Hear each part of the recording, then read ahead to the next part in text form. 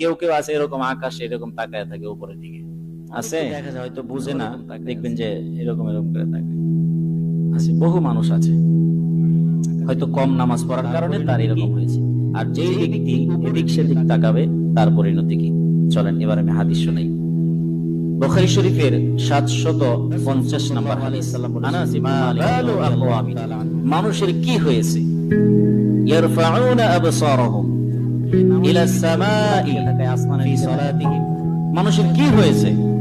আনাস রাদিয়াল্লাহু তাআলা আনহু বললেন যে এই কথাটা বলে ফাশতাদ্দা কাউলুহু আন যালিকা, রাসূল সাল্লাল্লাহু আলাইহি সাল্লাম এই বিষয়ের উপর এত কঠিন বক্তব্য দিলেন, লা ইয়াউতাহুন্না আন যালিকা, যদি মানুষেরা এই আকাশের দিকে তাকানো থেকে বিরত না হয়, আও লা তুখতাফান্না আবসারুহুম, তাহলে আল্লাহ তাআলা তাদের চোখের দৃষ্টিকে কেড়ে নেবেন।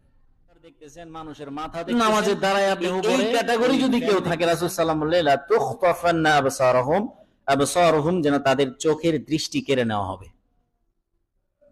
তাহলে কোন ব্যক্তি নামাজে দাঁড়িয়ে উপর দিকে তাকানোর অপশন আছে? একজন ঈমানদার ব্যক্তি কখনো দিক সেদিক যাবে না। একজন ঈমানদার নামাজের দৃষ্টি তার যে সিজদার, এই কাজটা তার কখনো হবে না। এই জন্য যারা নামাজে দাঁড়ানোর পর এরকম এরকম করেন, ওই রকম দেখতেছেন, উপরে দেখতেছেন, ফ্যান দেখতেছেন, ঘড়ি দেখতেছেন, এই ক্যাটাগরি যারা আছে আপনার প্রতি নারাজ হয়ে যায়, নামাজে দাঁড়ানো অবস্থা আপনার চোখের দৃষ্টি কেড়ে নেবে আল্লাহ। রাসূল সাল্লাল্লাহু আলাইহি ওয়াসাল্লাম বলছেন লা তুখতাফান্না আবসারুহুম, যেন তাদের চোখের দৃষ্টিকে কেড়ে নেওয়া হবে। এটা হচ্ছে যদি উপরে তাকিয়ে থাকেন, তাহলে উপরে তাকানো যাবে।